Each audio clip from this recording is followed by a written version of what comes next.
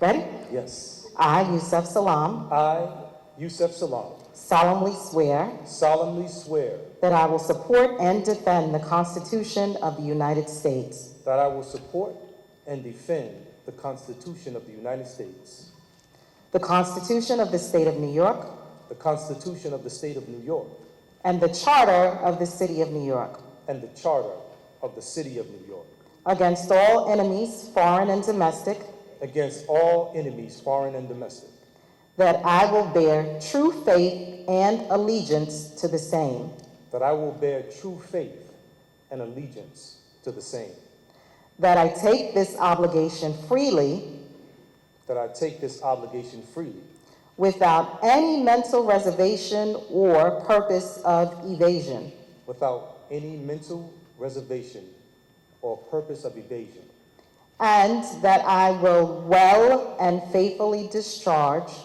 and that I will well and faithfully discharge the duties of the office which I am about to enter.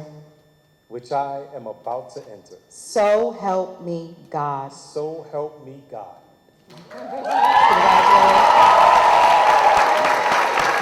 Where do we go from here? To the top. That's the question I've asked myself every day for 7 years I was wrongfully incarcerated. I am Yusef Salaam. Many of you know me as one of the exonerated 5 alongside 4 other young men. Kevin Richardson is here with us. Yeah. I salute you, King. I'm not sure if Corey is here with us. Corey King Wise. Yes, indeed. I'm gonna lift their names up in this space because these are my sacred brothers through the journey that we went through. Raymond Santana.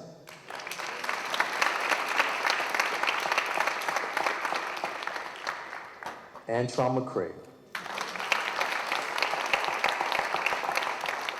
And you know, if you know anything about the brothers, for a long time, Kevin didn't come out and speak.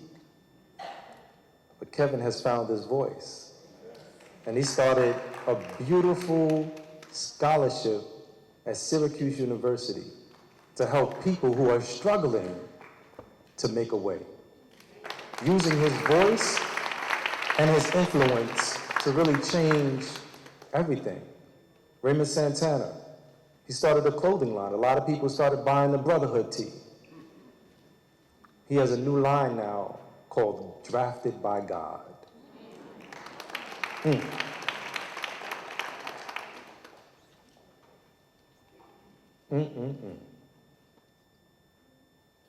We were falsely convicted in the infamous Central Park jogger case. We were poster children for deviance. They changed the laws in America as it relates to adjudicating young people. And when they found out that we didn't do it, those laws still remained. We got a huge fight. But the perspective that I have, which is so interesting to me, because as I was sitting there, I was listening to everyone celebrate me. And I was like, man, who is that guy?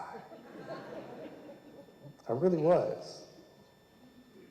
Our lives were irrevocably changed by a system that failed to protect us. But through the darkness of wrongful imprisonment, we found strength in each other and in the unwavering support of our community, many of whom are here today. Our exoneration shined a light on the systemic unfairness that continues to plague our criminal justice system, particularly for Black and brown boys and girls who, like me, go for no reason from innocence to incarceration. As your councilman, I will fight for not just criminal justice, but job justice.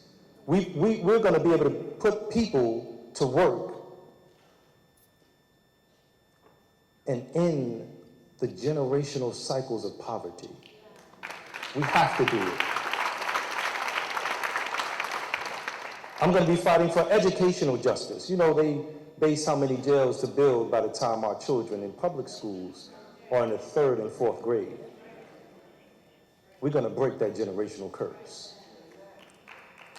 Educational justice where every child gets the teachers and ideas that can free his or her future. Housing justice where everybody can have the basic dignity of a reliable roof and bed to curl up in. As I take on the responsibility of representing the vibrant and diverse 9th District, I am filled with hope, knowing that together we have the power to affect change, real change. Harlem is more than just a collection of streets and buildings. It is a beacon of Black culture, history, and resilience. From the Harlem Renaissance to the Civil Rights Movement, this neighborhood has always led the way, and we shall do so again. So today, as we celebrate the dawn of a new era, let us recommit ourselves to the work that lies ahead. And let's not fool ourselves. It takes work, a lot of work. But that's why we're here. We're here to strive to unleash the full potential of every single citizen.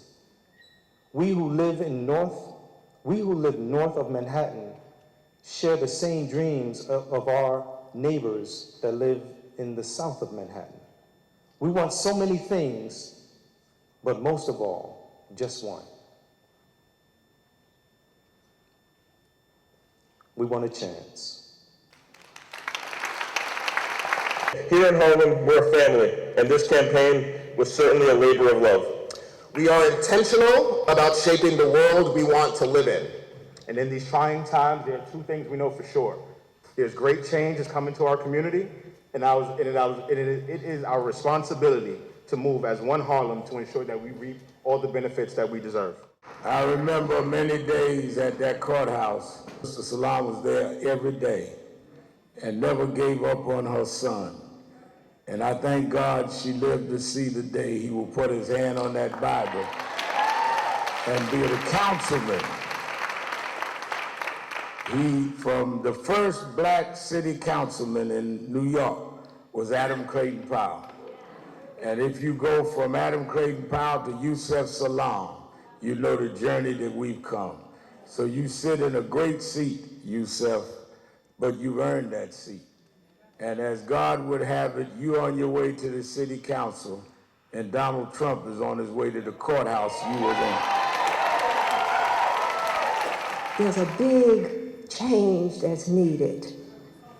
And when we reach that time and we think about it, and what did that guy say in that song? A change is gonna come.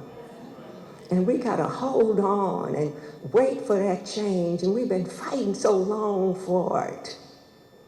It's like you're never gonna get up for getting down.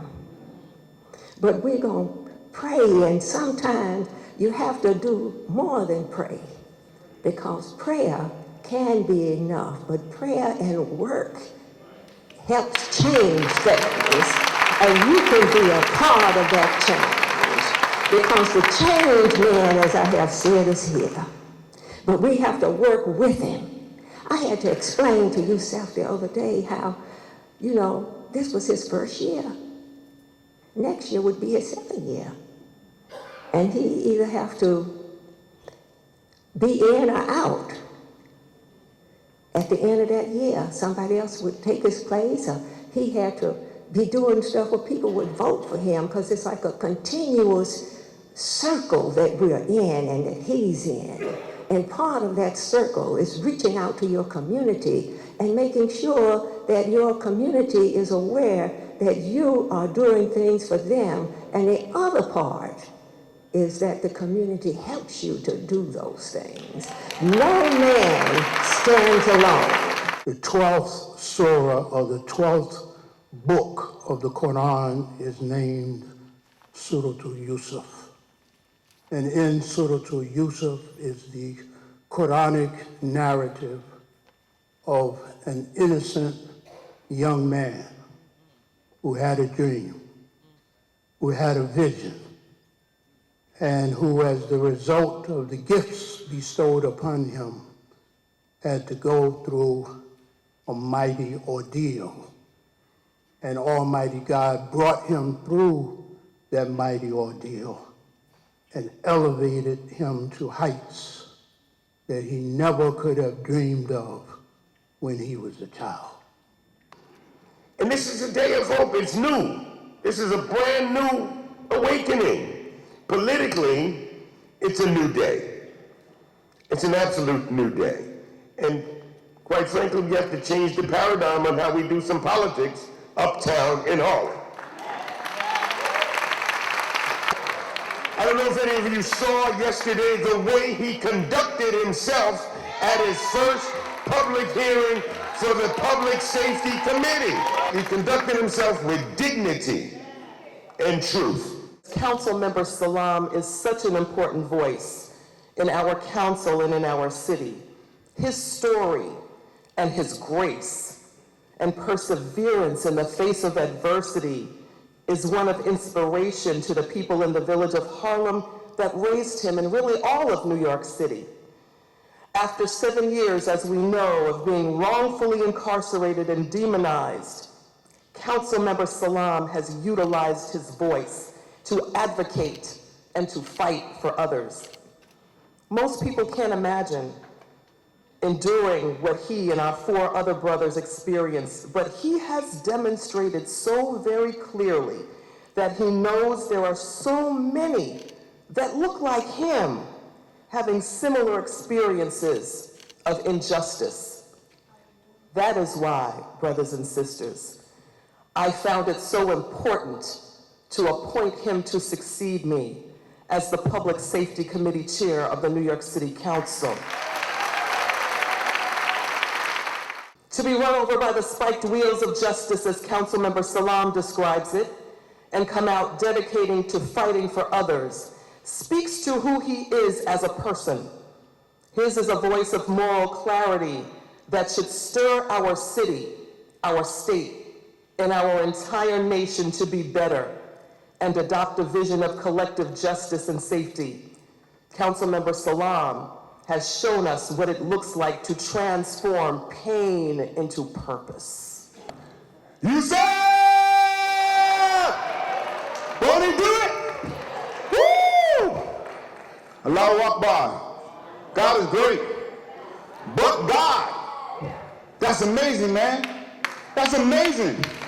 Your story, your arc is simply amazing, and there's nothing else that can be said. But God, using the ancestors to guide you, you're here. That's amazing, man. That's amazing. We are at a time in this country where I believe at some point facts are going to make a comeback. I'm really hoping they do. And we need to have people who are going to help guide us to that moment. And I know that folks understand the importance of public safety. And we hear a lot of people talking about tough on crime, but they're not serious about safety. And we need people who are going to be serious about safety. We have a man that came through what only some of us can imagine and don't want to. Did not come out bitter. Came out and said, I just want to make things better.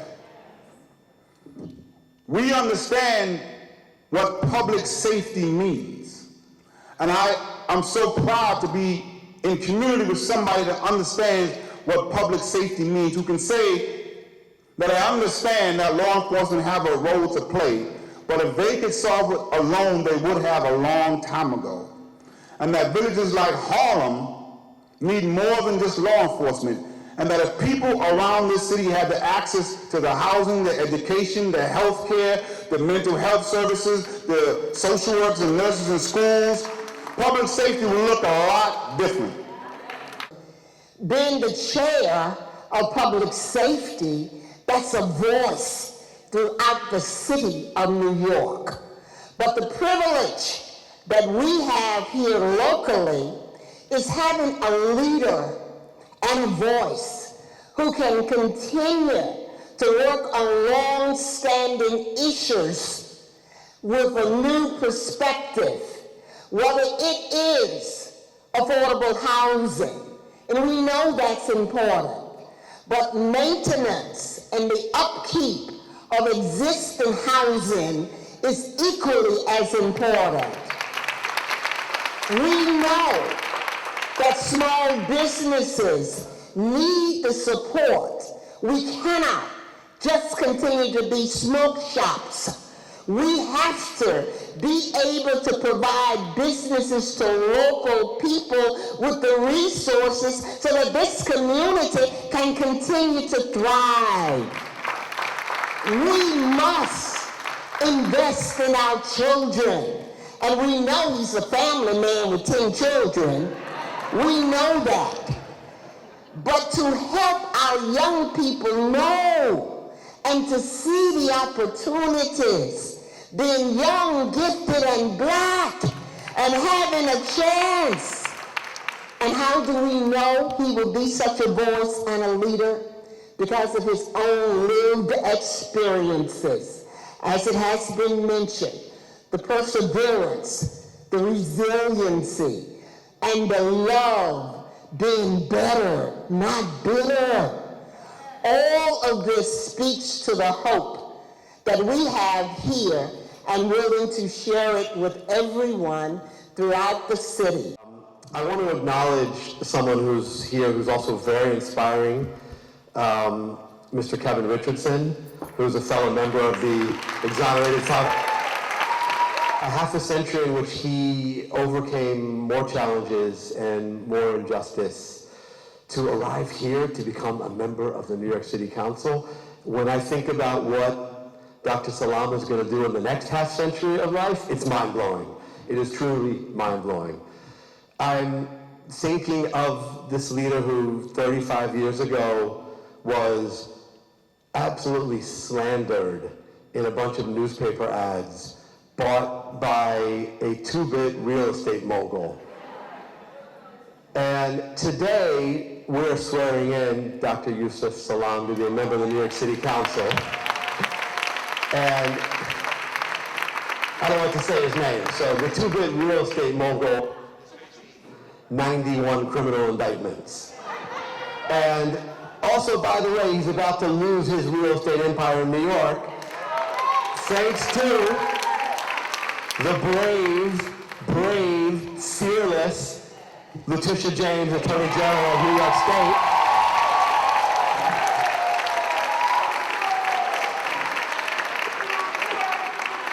Wow. She's not even here. She's gotten the biggest applause in this whole event. My God. Run for president, Tish James. Wow. And I'm inspired by the symbolism of this man who has endured more injustice than anyone I know and has turned around to deliver more love and compassion and understanding and wisdom. You are truly inspiring. No one should mistake those qualities of love and compassion for weakness. It takes a lot of strength to have love and compassion, and we're going to need your strength right now, council member, in your role leading an incredibly important and challenging committee in public safety. You know they gave you a very tough assignment, but you have a singularly powerful voice on questions of criminal justice. I know you're going to use it. We're going to need your strength on issues like dealing with the epic housing affordability crisis in Harlem, in New York City. And I mean, this is going to be a tough one. You can't move a bench in New York City without a fight. Building a building is not easy, and we're going to need your strength of character, and I know you have it. I know you do. And finally, I have a request of you, sir. Don't change. Now, of all the challenges I just laid out, I think that's the toughest, because I have known too many people who, once they become elected officials, their egos just go like this, like this, like this, and they think they're king or queen of the world. And I don't think that's going to happen to you, but I want you to remain the same Dr. Yusef Salaam, who is compassionate and humble and brings people together. Will you do that for Harlem and New York City, Dr. Salaam? Thank you. But I want to publicly thank you, and I see myself as a placeholder, but I just want to talk about the impact, direct and indirect, that your life has had on me. We are the same age. I watched you from afar when I was a child, and I just texted a childhood friend, told him I was here. He and I were stopped together about 2 years after your prosecution on 132nd Street and 8th Avenue. 50 police officers, SWAT team, pulled one of our friends out, put a gun to his temple for about 5 minutes. They claimed we had stabbed someone in Central Park. And they knew what that meant. That was intentional. And so we talk about you turning your pain into purpose. You've done it for so many other people. Because when I stood there and I walked home that day, I said, I'm gonna go to law school. Right? That's your impact. And I'm just one story. I walk around the village of Harlem and people tell me the impact you've had on them. Fast forward 30 years, I had the opportunity to meet our council member a few years ago, inspiring me as I was running for office. And I took his words into office. And I've been to court myself personally. Obviously, we have a bunch of people going to court every day, but I've been myself twice to sit and speak on the record as the lawyer, the ADA on the case. And that was taking both of you with me. That was our brother Stephen Lopez. For those who don't know, there was a sixth person on that indictment. And somewhat forgotten by the history books and certainly forgotten by the criminal justice system. And it was, to me, one of my brightest days in office, inspired directly by you to walk into court and say, Alvin Bragg, for the people of the state of New York, Your Honor, I move to vacate the conviction of Stephen Lopez. That's your work. We Act for Environmental Justice takes notice to the fact that you are the first city council member, to our knowledge, to actually have your inauguration in West Harlem, showing the connection of one Harlem. And that's a beautiful thing. I went to school at Hunter College Elementary School where the where the East Side rapist was attacking people. So I had a deep consciousness of what was happening on the East Side and also a deep consciousness of what was happening to these young men, young boys at the time. Now they're full grown men. Hey, Kevin. And so I just feel mighty blessed to be here. And I will say, 1990 you were convicted, 97 you were released, and that was a homecoming. In 2002, your conviction was vacated. That was another homecoming. 2014, after much battling, finally the settlement came through. And last year, a year and a half ago, I had the great honor of working on the Gate of the Exonerated. And that was also a homecoming. But this is the homecoming that Harlem has always wanted to give to you. This is the homecoming for you to become our council member. This is what we have been waiting for. And with that, I will read.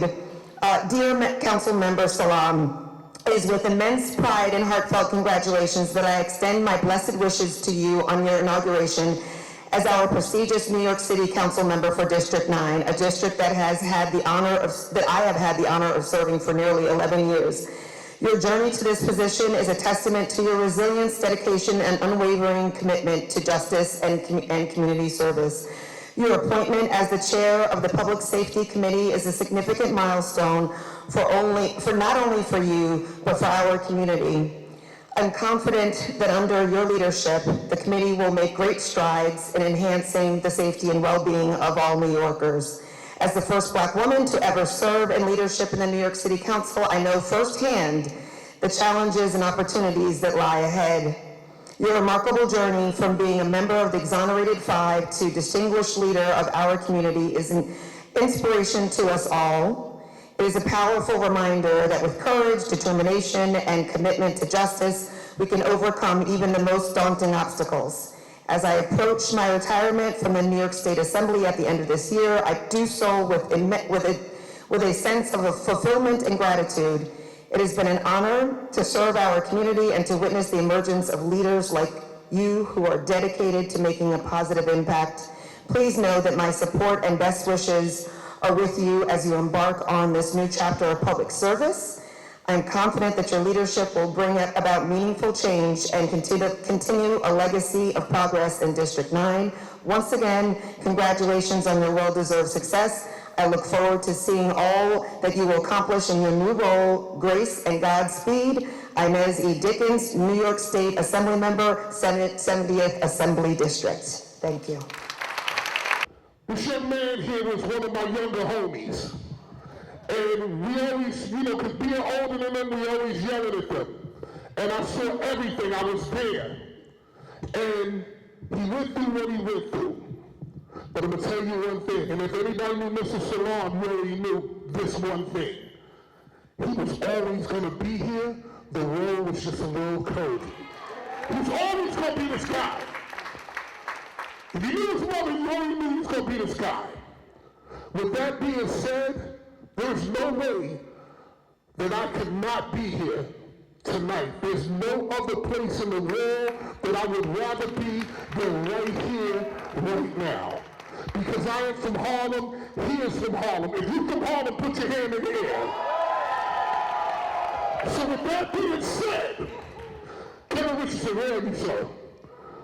Where's Kev? Kev, come up here, man. Come up here, man. Come up here, Kev. You know why? Because no matter what, his victory is his victory. Because I saw it all with my own eyes. These are the young homies. With that being said, I'm from Harlem, he's from Harlem, and he's from Harlem. Now, the work has to be done, but right now we need to party. Do y'all want to party a little bit? With that being said, let's go. Put it up. Hands up. Hands up. Hands up. Hands up.